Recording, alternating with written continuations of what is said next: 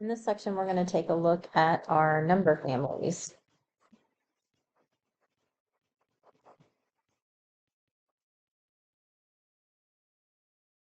Typically, when we start learning our numbers, we start with what's called the counting numbers, or these are also called the natural numbers.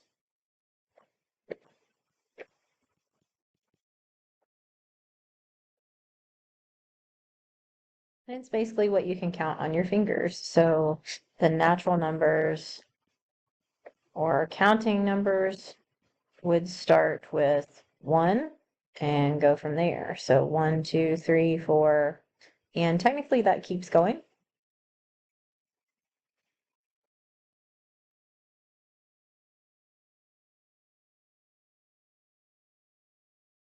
So that would go all the way out to positive infinity. And then after we work with our counting numbers, then we can expand this to what's called the whole numbers. And there's actually only one number difference between the counting numbers and the whole numbers, and that number is 0. So basically the whole numbers are just the exact same thing. They include all of the counting numbers, 1, 2, 3, 4, all the way to infinity. But then it also includes the number 0. So what we're not seeing yet is we're not seeing anything that's not a nice whole number. So nothing like a fraction or decimal, nothing like a negative number or square root or something like that. So these are our whole numbers. And this might seem like, why do we have this disparity? But really the invention of 0 is a big deal. And it's relatively a new idea. Like the concept of 0 didn't come around until around 400 AD. So then after we talk about the whole numbers, we would go a little bit further to the integers. And so the integers still include 0, 1, 2, 3, 4, and so on, all the way to positive infinity. But what we would include also with the integers would be our negatives. So we could have -1, -2, -3. And actually this would keep going all the way out to negative infinity. And each time that I add a layer to this diagram, notice that the previous circles are inside of it, right? Because technically, all of the, for example, all of the whole numbers are also integers, right?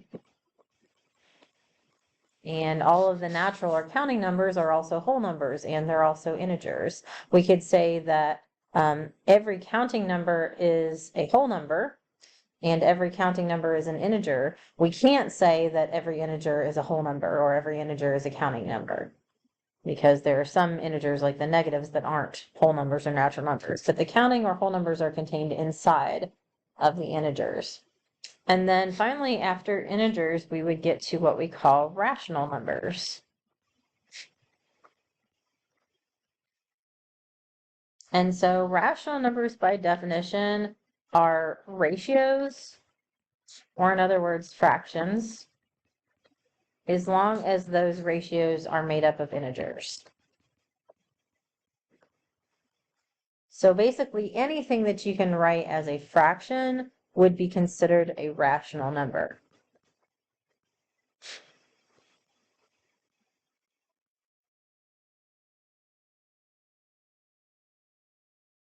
So I'm not going to have like a list with dots on it, but just to give you some examples, we could say, for example, 2/3. That's an example of something that can be written as a fraction, 2/3. And you could also include decimals here, because we can take our fractions and write them as decimals. Now, I'm not going to say all decimals, but some decimals, right? So if that decimal can be written as a fraction, then it would be considered a rational number. So 2/3, for example, is 0.6 repeating. So that means 0.6 repeating would be an example of a rational number. 1/2, that's really 0.5. That's an example of a rational number. And technically, all of the integers and whole numbers and natural numbers, those are also considered rational numbers because they can be written as fractions. So for example, -2. Well, technically -2 can be written as -2/1. So since that's a fraction that's made up of integers, that is an example of a rational number. It's also an integer, but it's a rational number. Our whole numbers. So 0 is technically a rational number because you could write it over 1, and that means you've written it as a fraction. For example, the number 4, you could just write that over 1. So any of those can be written as fractions. What you're still not seeing here, you're still not seeing some things like square root of 5, right? Square root of 5, yeah, okay, I could technically write it as a fraction, like square root of 5/1, but that fraction isn't made up of integers, right? Square root of 5 is not an integer. So that one would not be a rational number. So you don't have to, but real quick, I just chose to color code the rational numbers differently. And then if there are things that do not fit this description of rational numbers, so are there things that are unrational, or actually the word is irrational? And so yes, there are things called irrational numbers, and they are over here by themselves. So they're their own thing over here. So all of the integers, whole numbers, and counting numbers, we can write those as fractions made up of integers. So that means we can say that they're all rational numbers just by putting them over 1. Irrational numbers are different. So what are some examples of irrational numbers?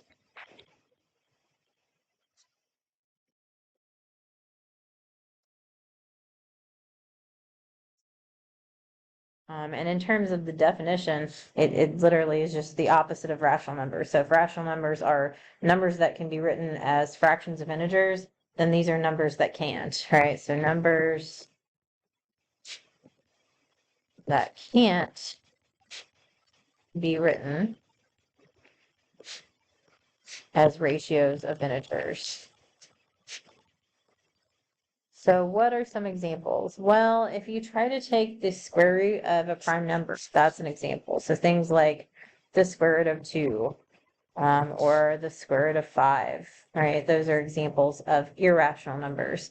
That would not include something like the square root of 9, because the square root of 9 simplifies to 3, right? But something that doesn't simplify would be an irrational number. And then also there's some other things too. So probably the most famous irrational number is pi. So a lot of times we use an approximation of 3.14 for pi, but pi is not 3.14. It's actually 3.141592653588979, and it keeps going forever without any repeating pattern to it, and it never stops, right? So pi is an example of an irrational number. Another one that you may have heard of, especially if you took Math 112 or another college algebra class, is e. And so you might have done like natural logs, which is log base e. So you might have seen that before. And e is a number like pi. It's like 2.71, and then it keeps going forever without any repeating pattern to it.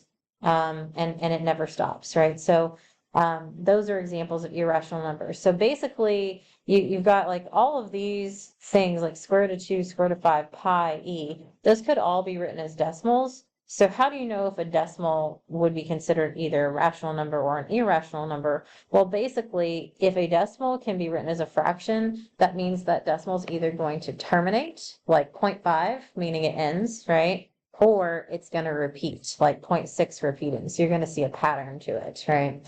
Which you would not see a pattern like to pi or e, for example. So that's irrational numbers. And then all of this, the rational numbers and irrational numbers together, all of that is considered the real number system.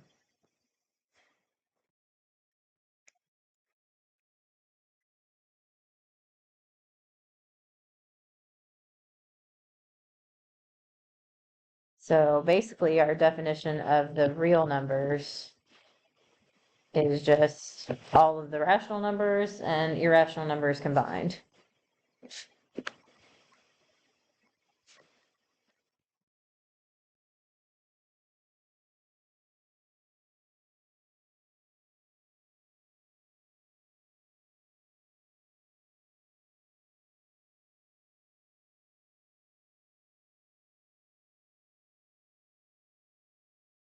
Basically, any real number could be graphed on a Cartesian plane, on an XY plane. So you might think, well, why do we even give it that label? Like, why do we label this as real? Well, because there is such a thing as something that's not real. If you've ever heard of imaginary numbers or complex numbers, I won't include that with the diagram, but it's kind of its own separate thing too, right? To have the complex numbers or imaginary. So if you've ever done that in an algebra class, if you've ever talked about like I or the square root of -1 or the square root of a negative number being imaginary, that's what it's talking about. So the reason I've color coded this is because this kind of breaks down the MAE classes in terms of our content. So the purple section, the natural numbers, the whole numbers, and the integers, right? So basically the things that are nice, whole numbers or the negative versions of those. So 0, 1, 2, 3, and then the negatives, no fractions, no decimals. That's what we cover in MAE 201. So there are a few other things thrown in that we will do in 201. There's things like finding the least common multiple or determining if a number is prime or composite, or we'll do some things with graphs. But most of the course is going to be focused on these three types of numbers: how to add, subtract, multiply, and divide those numbers. Then when you get to MAE 202, that's your fraction class, right? So technically fractions and decimals, but yeah, again, decimals are really just special types of fractions. So you might see a stray fraction or two in MAE 201, but in general, we are not going to talk about fractions in 201, and that's what you'll do in 202. And then MAE 302 or EME 301, that's actually the geometry class. So like all this stuff with the irrational numbers and real or imaginary numbers, that's really something that's beyond what we do in these classes. So it's good to kind of know that they exist, but this is really middle grades only.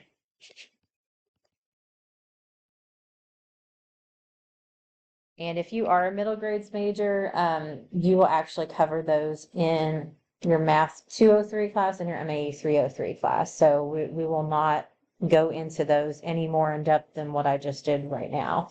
So we're basically just focusing on our natural whole or integers in MAE 201, and then you'll get to your rational numbers in MAE 202. Okay, so whenever we learn something in mathematics, we kind of go through a progression. We kind of start to learn something, and when we first start to learn it, we just want to get to the point where we say, I can do this.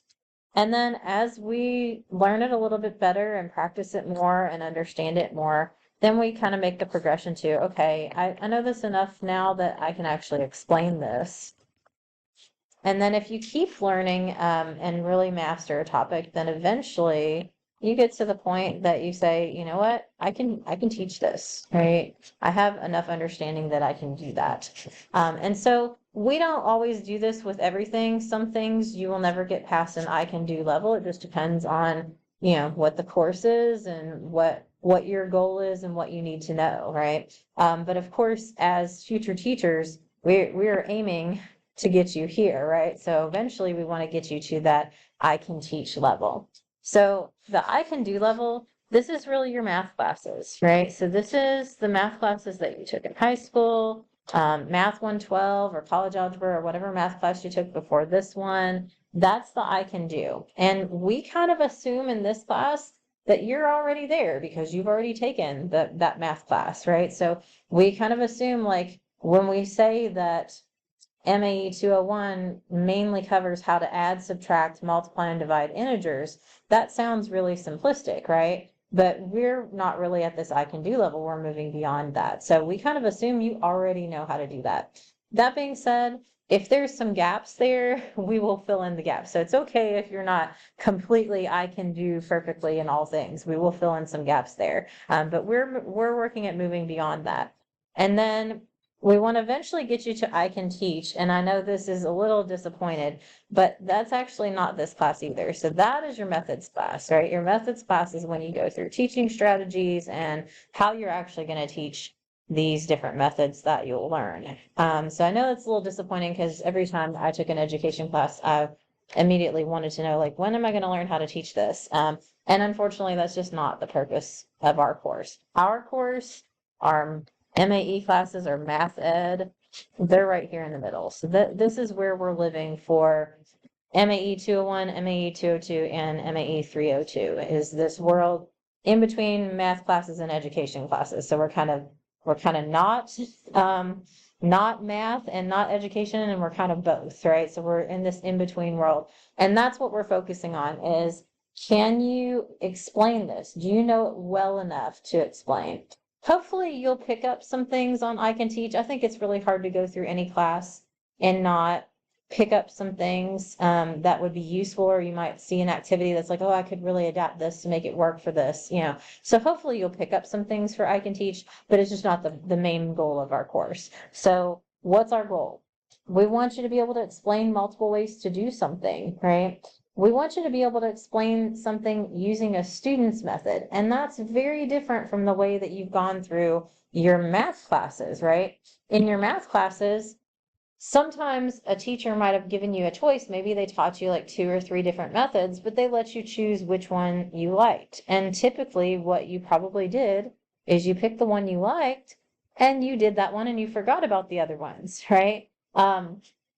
There's some exceptions to that, but like if you think back to like your Math 112 class, some people really prefer solving quadratics by factoring. Some people really prefer using the quadratic formula. And a lot of times they're kind of on one camp or the other. There's not a whole lot of people that like to do both pretty regularly. They kind of have one go-to and then they'll do the other one if they have to. And that's fine. That's actually what you want. You want your students to be able to pick the way that makes the most sense to them and do that. But now you're transitioning to teachers, which means all those methods that you just forgot about because you didn't like that method as much, you now have to know those because you have to let your students have the choice. So we want you to be able to do that. We want you to be able to know if a student's work is correct or incorrect. That is a lot harder than you may think it is. It's a lot harder than it sounds. When you have to look at student work that is not necessarily using the method that you would have liked them to use, it's not necessarily showing work in the way that you would like to see work shown, or the way that you show work, or even in a way that is common to show work. You kind of have to piece together sometimes what students are doing. So you want to get good at that. It's important that you learn how to show work correctly. And that's something that we don't always do. As a teacher, when I look at a student's work in a math class, not math ed, but in a math class, if I can kind of follow what they're doing and I see that they've got the right answer and they've got some correct work, I would typically give a student full credit or close to full credit. But as the teacher, you need your students to be able to follow that work. So things like correctly using equal signs. So like, for example, if I was going to add just like a string of numbers, say 1 + 2 + 2 + 5, right? If I was going to add that up, I might say, okay, let me just add 1 + 2 first. So that's 3. And then I'm going to add 2 to that. And so that's 5. And then I'm going to add 5 to that. And so that's 10, right? And that is the correct answer. And you can see that I've got the correct process. But if you look at this, if you were a student that looked down while you're trying to sharpen your pencil or something, and then you look up at the board and you see this part right here, like you're going to look at that and say, well, how does 3 + 2 = 5 + 5? Well, it doesn't, right? So that's not the correct way to show this, right? Really what we should have done is said, okay, this wasn't equal, first of all. We added, like we got 3 here, and then we added the 2 and got 5, and then we added 5 with this 5, right? But like it wasn't a big string of equal signs there. So if you ever see me say equal sign misuse on a paper that you turn in, that's what I'm talking about. It's also important to spell correctly, and that doesn't mean that you can't look up the spelling. I don't expect you to have all the spellings memorized, but guys, if you're gonna teach, like for example, when you take MAE 202, if you're gonna teach fractions, you need to know how to spell numerator and denominator. You don't want to be observed and then misspell that on the board. If you're gonna, in your MAE 302 class, if you're gonna teach about parallel lines, you need to know how to spell parallel. So yeah, I will be a little picky about those, if you want to call it that, just because you're on this transition of you're transitioning from student to teacher. So you need to do things a little better and make things clear the way that you would show it to a student. And basically any work that you show me should look like what you were going to write on the board or what you were going to show a student. You need to be able to field questions that delve deeper. So when you have students that ask why, and I was often that student, you need to be able to answer the question why it works, not just how it works. You need to provide advanced students with advanced work. So if you have a student that's a little bit ahead, you don't want them sitting in your class board. You want to be able to provide them with the next steps. So it's important you know what the next steps are. You need to know how what you teach today will affect what students learn later on. So that's why a lot of people wonder, well, why do I even have to do fractions? I just want to teach kindergarten and first grade. I don't need fractions. But you need to know at least a little bit beyond whatever grade level you're teaching. You need to know where those students are headed so that you can give them the skills they need, right? And you need to be able to explain relationships between concepts. Like, for example, in MAE 202, talking about decimals, well, decimals are really just special types of fractions. You need to be able to explain those relationships.